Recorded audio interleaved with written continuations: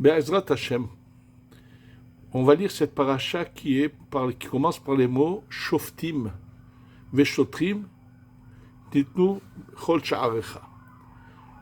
Des juges et des policiers, on pourrait dire, vous allez mettre à toutes vos portes. Il est évident que la Torah n'est pas un livre tellement simplé qui dirait, c'est tout à fait normal que des communautés, on va s'installer en Israël, qu'il faudrait qu'il y ait des juges, qu'il faut qu'il y ait un ordre public. Donc qu'est-ce que la Torah veut? Sachez, rappelez-vous une chose très claire, cette paracha de Shoftim se trouve toujours au début du mois de Elul. Le mois de Elul est un mois qui va nous préparer à Rosh Hashanah, au jour du jugement.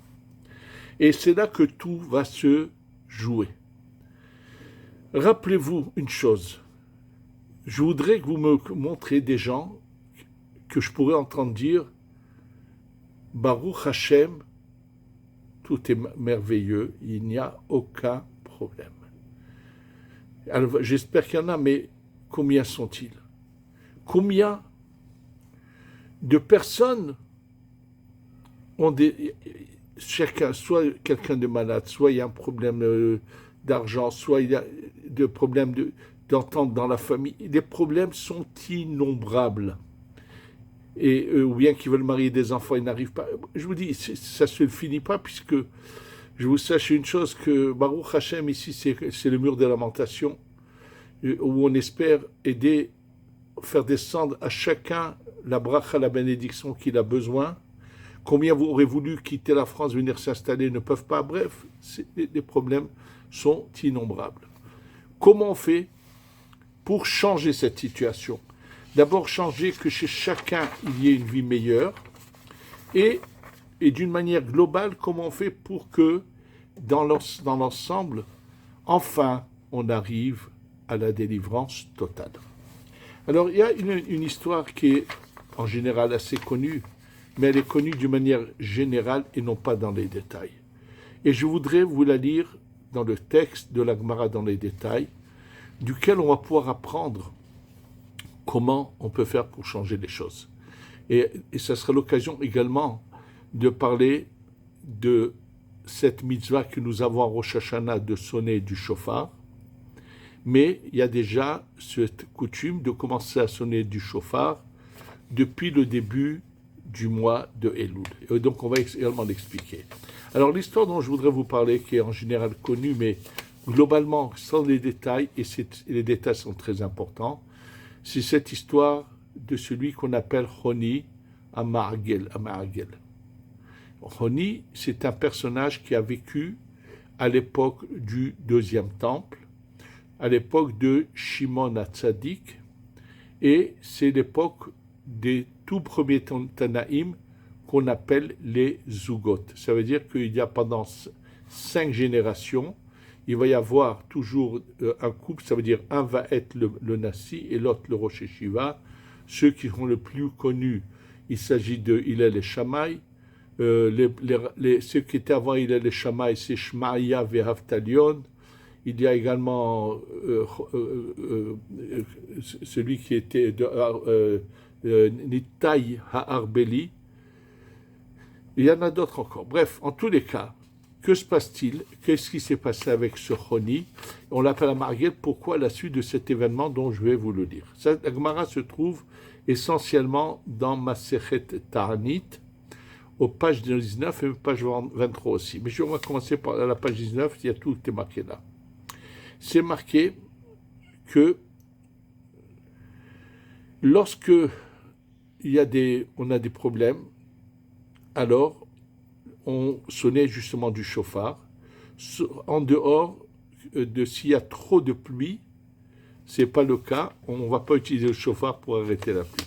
Lorsqu'il y a des problèmes, le chauffard, on va expliquer comment c'est un lien, une prière particulière qui va passer en direct devant Hachem sans que les anges malfaiteurs qui veulent nous faire empêcher nos prières de monter ne puissent empêcher cette prière de monter. On va l'expliquer pourquoi. Donc ici, on va nous dire pourquoi on en parle de quand il y a trop d'abondance, c'est justement à la suite de cette histoire. Et là, on nous dit comme ça. Alors, il s'est passé un événement qu'après qu'ils ont tout essayé pour faire descendre la pluie et que la pluie ne venait pas, ils étaient à Yerushalayim, ça devenait insupportable, puisque les gens avaient commencé à ne plus avoir de pour boire. Il fallait qu'ils aient en dehors de la ville et c'était compliqué. Donc ils sont venus chez Honia Mariel et ils lui ont demandé « Et Palel, s'il te plaît, prie pour que la pluie descende ». Ça veut dire qu'on savait que c'était un personnage très aimé d'Akadosh Baruch Hu.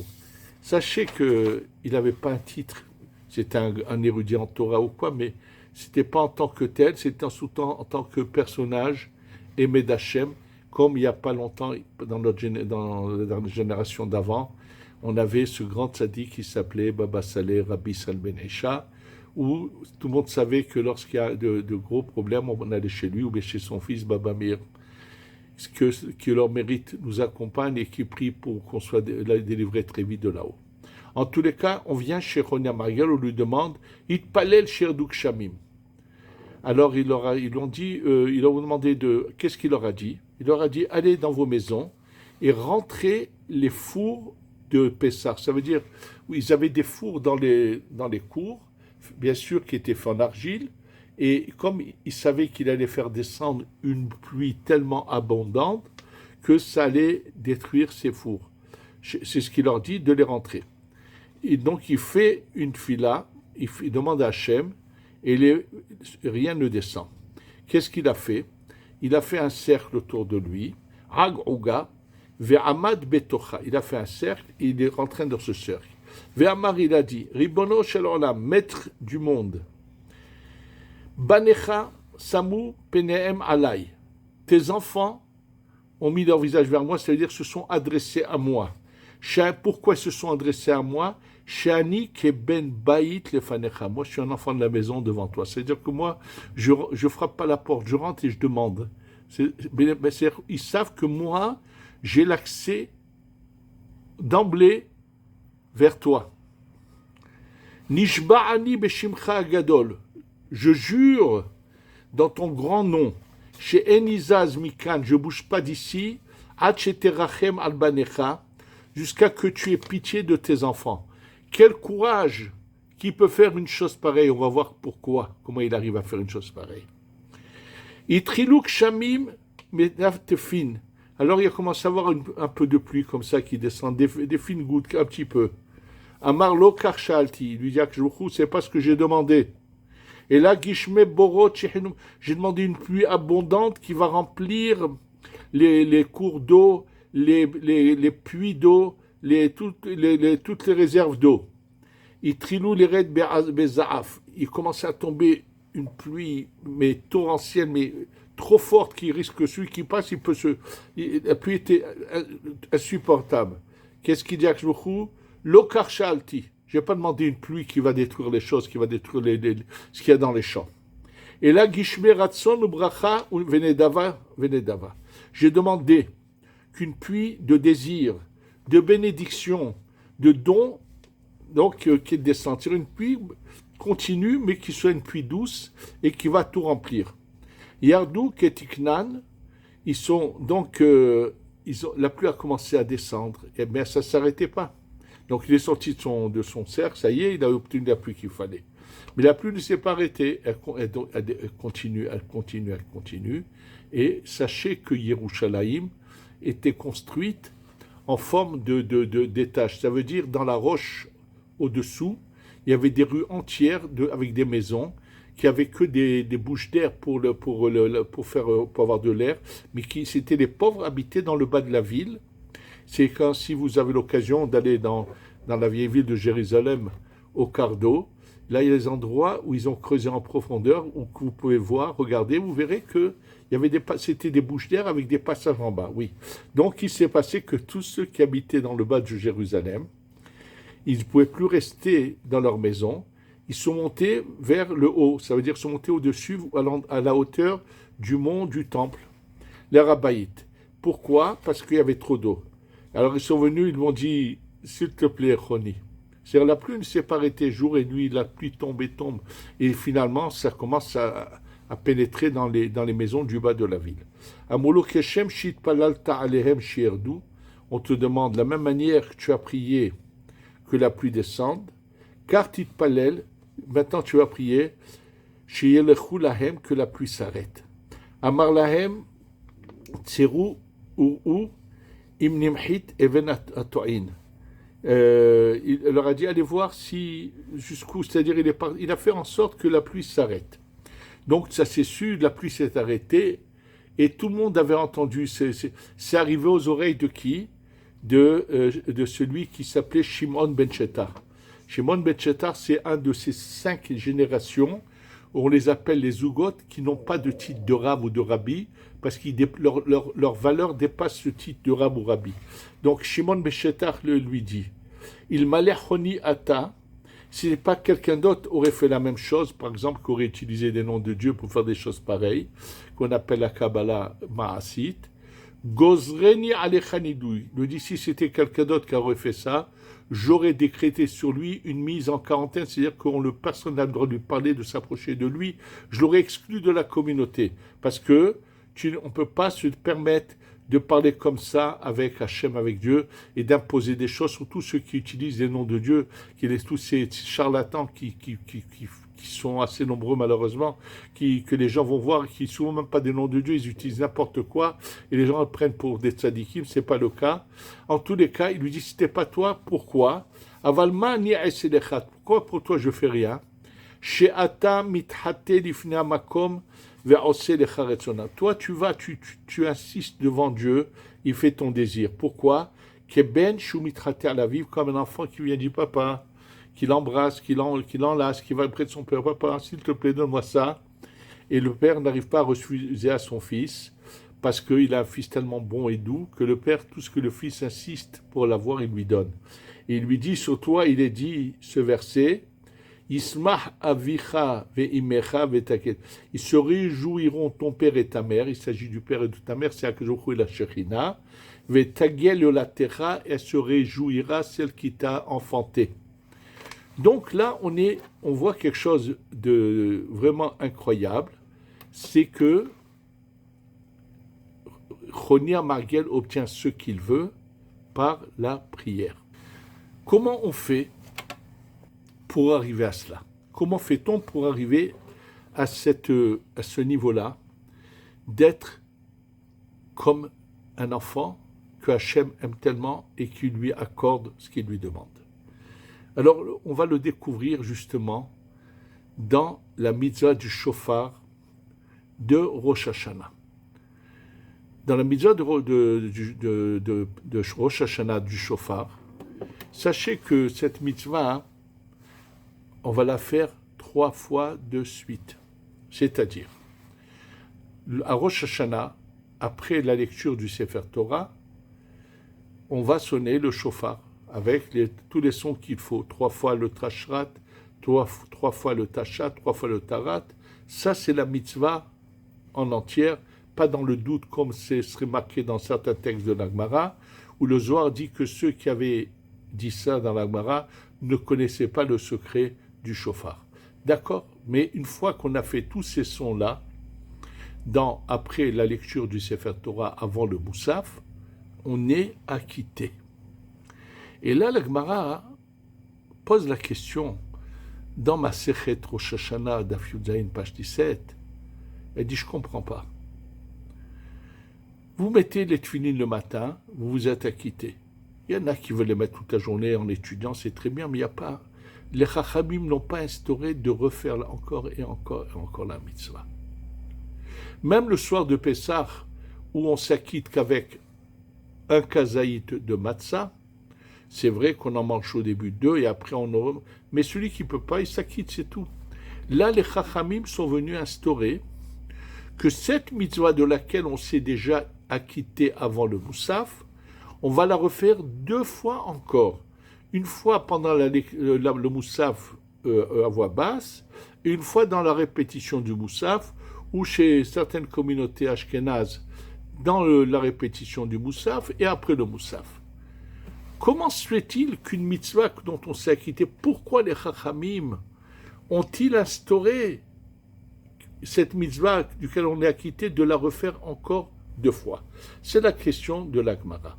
L'Agmara de répondre qu'aider les Arvev est à Satan, pour embrouiller le Satan. Alors, qu'est-ce que dit Rashi? Rashi dit les mots suivants. Comment on embrouille le Satan?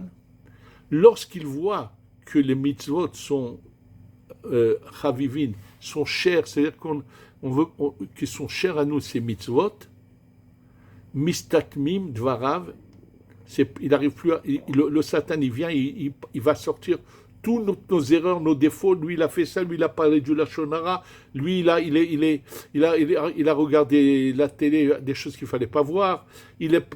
Bref, il n'a pas fait Shabbat, il n'a pas mis les tefilin tel jour, il a raté le schéma ce jour-là. Il va parler de toutes nos erreurs. En quoi, par le fait qu'on va réciter, qu'on va faire cette mitzvah 3 fois, ça le fait taire? Comment? Imaginez-vous quand quelqu'un est convoqué devant un tribunal. Il n'a pas payé ses impôts, il a blanchi de l'argent, tout ce que vous voulez.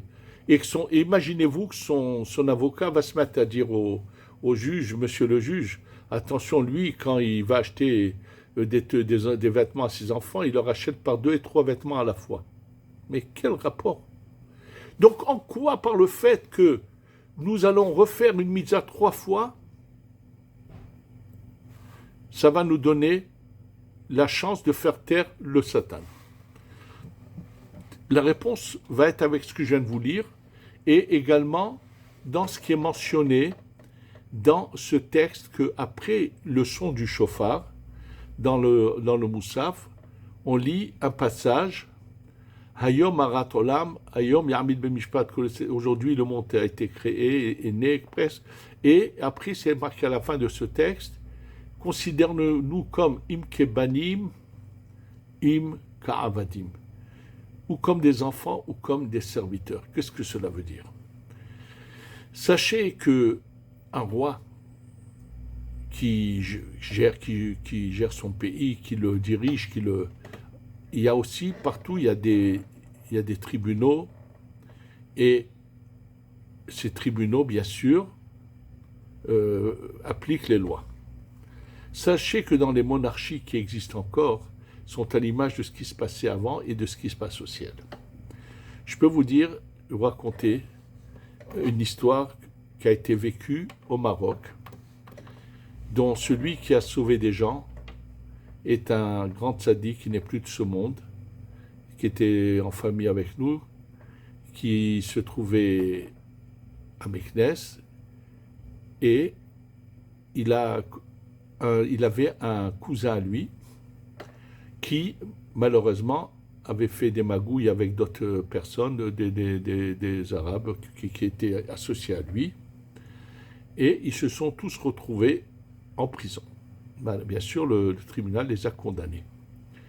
Maintenant, ce proche qui se trouvait au Maroc avait, lui, de très bonnes relations avec la tante du précédent roi Hassan II, et son mari. Il travaillait avec eux, il les connaissait bien, il avait de très bonnes relations avec eux. Quand les enfants de celui qui était en prison ont tout fait et n'ont pas réussi à sortir leur père de prison, il a eu pitié, il a fait toute une mise en scène, bref, il est parti voir le mari de la tante du roi, et comme ils étaient très amis, alors il arrive en lui disant, tu sais, j'en peux plus. Il lui dit, qu'est-ce que tu as, Michel? Il s'appelait Michel, ce monsieur. Il lui dit, écoute, j'ai mon cousin qui a été mis sous les verrous, ses enfants, ils ont débarqué chez moi, ça fait que ça me prend, je n'en peux plus. Bref, il fait vraiment une belle mise en scène. Et tout de suite, l'oncle, le mari de la tante du roi, de Hassan II, qui l'aimait beaucoup, il lui dit, Michel, c'est ça le problème? Viens demain à 10h. Le lendemain, devant lui, le mari de la tante du roi, décroche le téléphone, appelle le procureur de la ville de Fès, puisque c'est là-bas qu'ils étaient incarcérés. Il lui dit, dis-moi, tu as dans la prison là-bas à Fès, tu as un monsieur qui s'appelle comme ça et comme ça. Alors bien sûr, le procureur lui dit tout de suite, Sa Majesté, parce qu'on avait parlé bien que elle n'était pas le roi. Il lui dit, sache qu'il n'est pas le seul, ils étaient tout un groupe. Et là, le mari de la tante se met à l'insulter, lui dit, dis-moi, je t'ai demandé des comptes, dans 1 heure, je le veux en bas de chez moi. Effectivement, 1 heure après, ce monsieur était libéré, et ce Michel dont je vous parle, Zechron Livracha, Zecher Tzadik Livracha, s'est chargé tout de suite de prendre des billets et l'a fait partir du Maroc et il l'a fait partir et arriver en Israël. Pourquoi je vous raconte ça? C'est-à-dire que comme c'était grâce à quelqu'un qui est en famille avec le roi, la loi n'existait plus.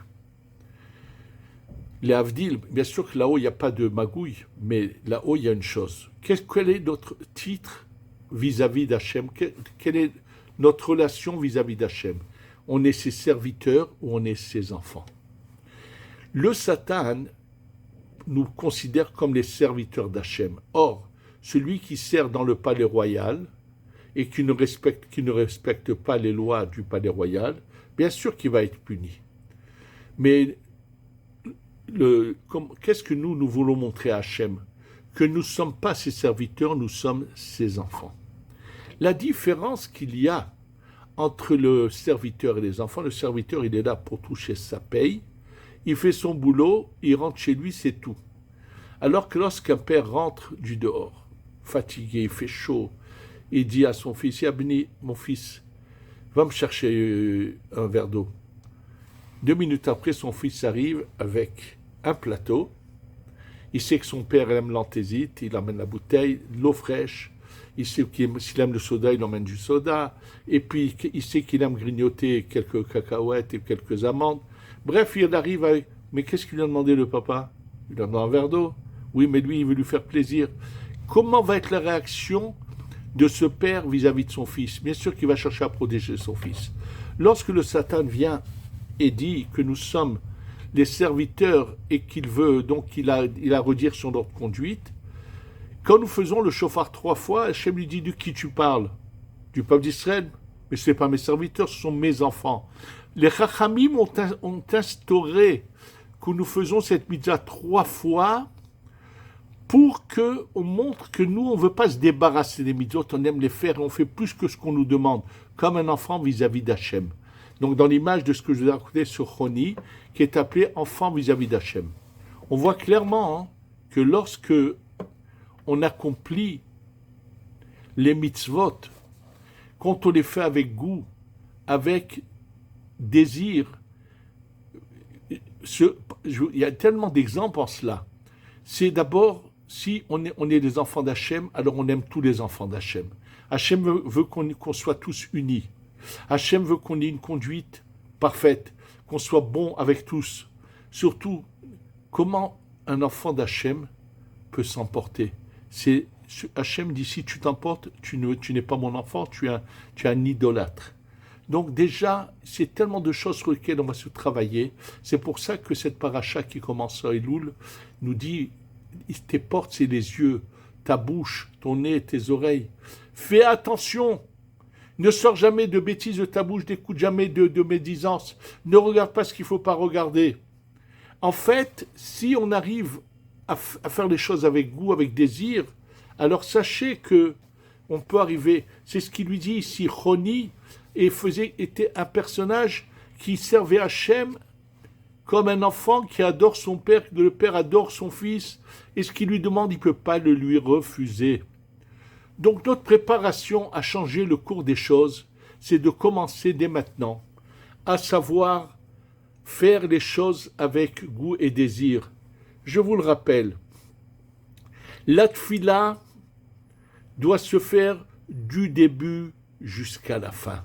Celui qui aime Hachem, il n'arrive pas le dernier, il arrive le premier. Celui qui aime Hachem ne saute aucun passage de la tfila. C'est un moment où on va parler avec Hachem. Tu veux le raccourcir ou tu es heureux de parler avec Hachem? Celui qui aime Hachem et qui sait que c'est bien d'avoir les 2 tfilines de Rashi et de Rabbeinu Tam ensemble, il fera de tout pour essayer de les acquérir et de les mettre ensemble, puisque c'est le top, c'est le meilleur selon la Kabbalah, c'est de ne pas séparer deux inséparables, les deux premières lettres du nom de Dieu. Et ainsi de suite, c'est-à-dire de faire les mitzvot avec goût. Ceux qui aiment Hachem vont distribuer tellement d'argent à la tzedaka, et sachez qu'il y a des gens sur terre qui donnent plus de la moitié et au-delà de leur fortune à la tzedaka, ils le font avec plaisir et goût. Ils montrent que Hachem, tu m'as comblé, ben je vais essayer de faire profiter de ce que tu me donnes à tes enfants. Celui qui montre comment qu'il aime Hachem, c'est comme ça qu'il doit se conduire. Ça veut dire que, donc, on va apprendre de cela par rapport à cette mitzvah du shofar, comment on doit montrer qu'on aime Hachem, et on va l'expliquer encore. Alors, bien sûr que il y a une chose qu'il faut quand même comprendre. Pourquoi cette démonstration qu'on est des enfants d'Hachem, et c'est ça ce qu'il dit Rashi, que lorsque le Satan voit qu'on aime les mitzvot, il ne peut pas parler parce que qu'est-ce qu'il va dire? Le roi va lui dire, de qui tu parles? De mes enfants? Écoute, avec mes enfants, tu laisses me débrouiller, sors d'ici. Donc si on veut faire sortir le Satan de toutes ces accusations, de tout ce qui veut nous faire comme mal, c'est comme ça. Si on veut changer le cours des choses, il faut ressembler à Choni. Alors, pourquoi mais il y a juste un problème. Pourquoi c'est le shofar qui a été choisi? Sachez que le Baal Shem Tov a dit une phrase merveilleuse. Il a dit, le shofar, c'est un son sans mots. C'est-à-dire, il faut savoir qu'il y a le chesed, celui qui donne sans limite. Il y a des choses qui limitent. Le son est limité par les paroles ou par les signes de la musique limitent le son. Le son, il a tout en lui. C'est le chesed débordant. Et là, on veut faire passer une prière de chesed, et puis, quand on parle à travers ce shofar, c'est notre cœur qui s'exprime. Aucune parole ne sort de notre bouche. Le Satan ne sait pas ce qu'on est en train de dire à Hachem. On doit penser au moment du shofar, faire monter cette prière du cœur, dire Hachem, je t'aime, mais pour bien te servir, j'ai besoin. Et lui exprimer ce qu'on a besoin. Si un homme n'est pas marié, si une femme n'est pas mariée, ils ne peuvent pas servir Hachem pleinement de plein de joie. Je vous rappelle ce qu'avait dit Hannah, la mère de Shmuel. C'est marqué dans la Gemara d'Ambrachot.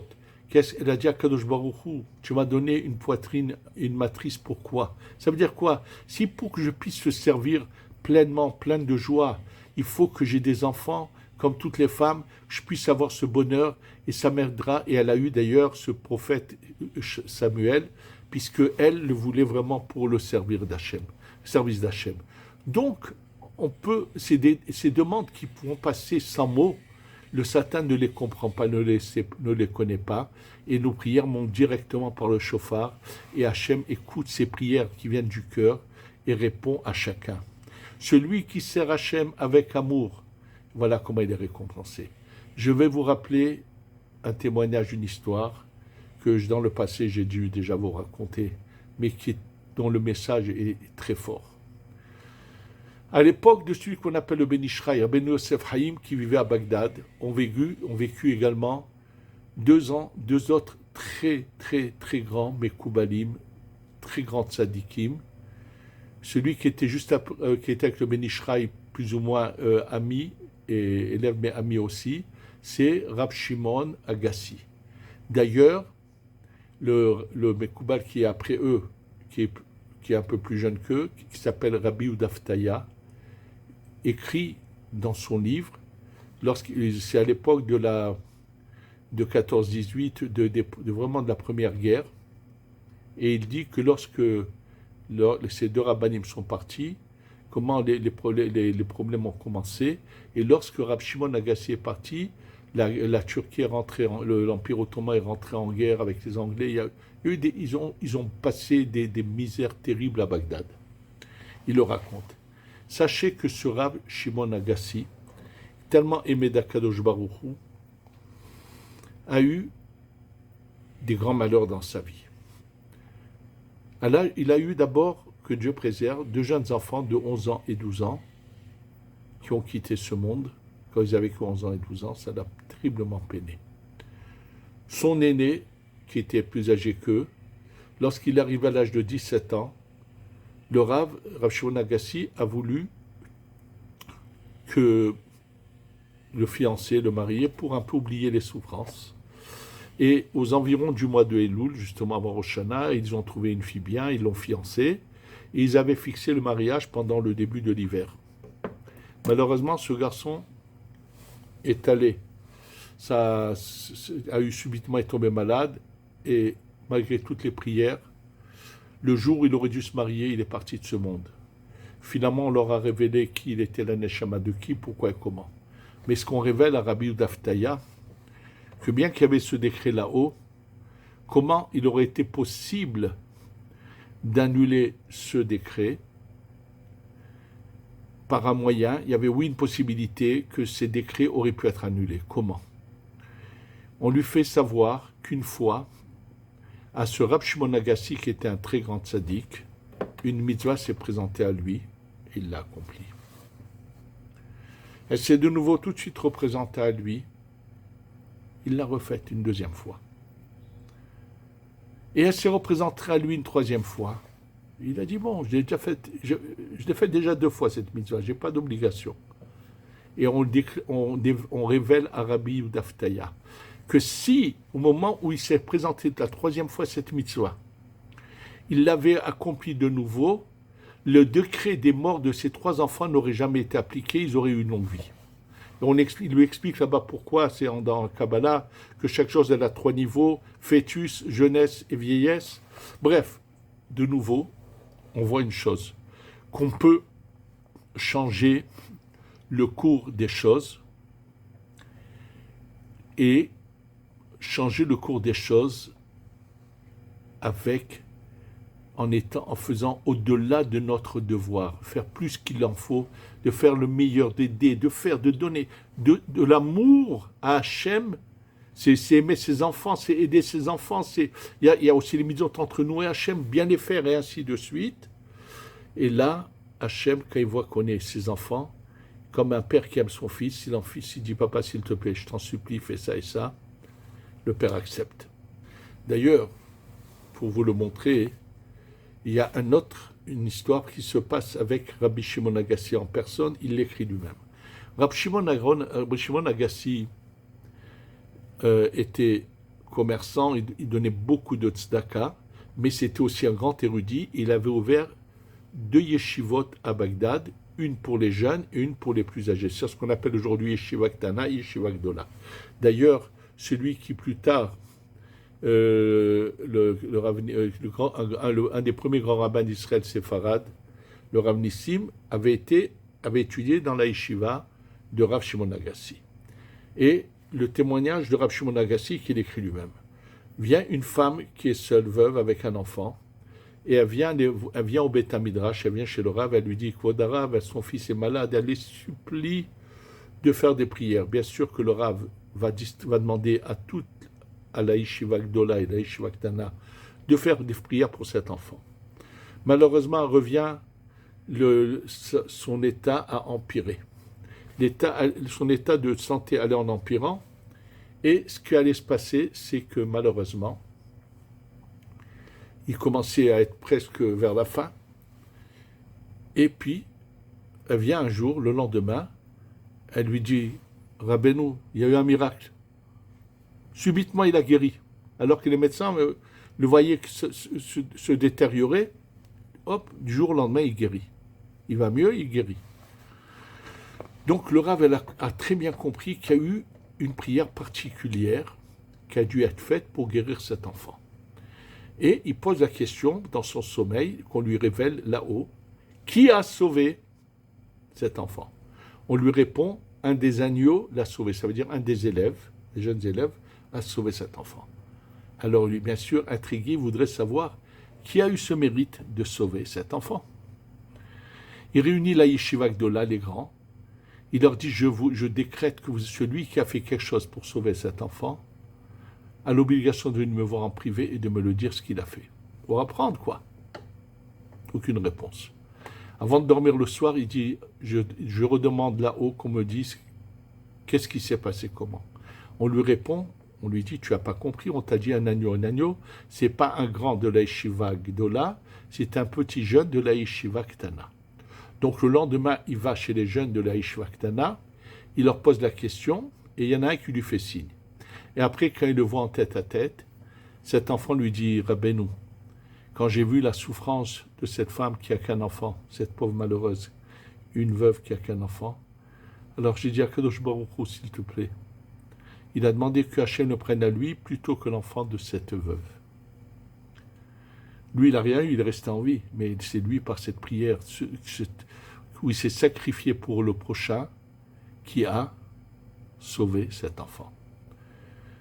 Nous sommes dans cette période où on se prépare à Rosh Hashanah. Sachez qu'il va y avoir 2 étapes. Il va d'abord y avoir l'adoucissement du din, et après on va faire descendre la miséricorde. De Rosh Hashanah à Kippour, ça va être l'adoucissement du din, et à Sukkot, ça va faire descendre ce qu'on appelle les chassadim. Pour comprendre cela, quand quelqu'un est malade, ce qu'il faut d'abord faire, c'est lui donner des médicaments qui vont lui faire baisser la température, qui vont le rendre mieux. Quelqu'un qui a une forte température, qui est bien malade, ce n'est pas du tout le moment de lui donner de bons aliments ou quoi. Son corps n'est pas en mesure d'avaler ou quoi. Et une fois qu'il guérit, bien sûr, on va lui donner des choses qui vont le renforcer du bon. On a ces 2 périodes. De Rosh Hashanah jusqu'à Kippour, c'est l'adoucissement du din. Et un des signes de l'adoucissement du din, c'est qu'on va prendre la pomme qu'on va mettre dans le miel. Parce que le mot le miel en hébreu, de vache, c'est le din adouci, comme je vous l'expliquerai en plus long. Et surtout, je voudrais vous dire, et par contre à Sukkot, ça va être la faire descendre des chassadim. On est en train de diffuser une erreur, mais grossière. Je ne sais pas combien j'en ai vu et entendu de rabbanim qui ont, à la suite d'un rav qui avait fait cette erreur, ils ont inventé que le bénishra, c'est ce qui est faux, que de prendre la pomme dans le sucre, c'est complètement faux. Le bénishra lui-même, je vous donnerai la référence. Dans la halacha, il parle des pommes acides qu'ils faisaient cuire dans le sucre, mais dans son livre commentaire sur Shirachirim, il dit, c'est pour ça, tu comprends pourquoi à Rosh Hashanah on prend la pomme dans le miel et non pas le fruit dans le miel. Le mot miel en hébreu de vache fait allusion aux rigueurs qui s'adoucissent par le nom Yud Ke Vav Ke, on le développera. Mais ce qui est choquant, c'est que les gens parlent sans regarder. Il y a un livre qui s'appelle le Pri Etz Chaim, que Rabbi Chaim Vital a écrit, et il ramène là-bas que les gens font attention de prendre de la pomme dans le miel. L'élève de Rabbi Chaim Vital s'appelle Rabbi Meir Papirash.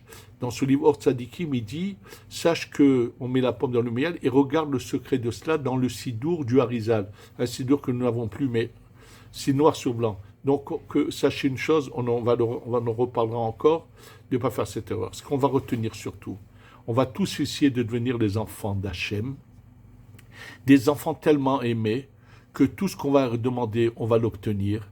Et avant tout, on va demander la destruction de nos ennemis et qu'on soit tous rassemblés très vite ici pour accueillir le Mashiach, pour faire descendre le Beth Amikdash. Mais en attendant que chacun, celui qui a besoin de Parnassa, la Parnassa, celui qui a besoin de guérir de ses maladies, qui guérisse, celui qui a besoin de se marier, qu'il se marie, qu'il y a la joie et la paix dans tous les foyers, que tous les enfants aillent dans le bon chemin. Toutes les demandes qu'il faut faire, on les fera, Hachem va nous écouter, et que Be'ezrat Hachem, on va se préparer à avoir une très bonne année, avec la Geoula Shlema, Amen, Ve Amen.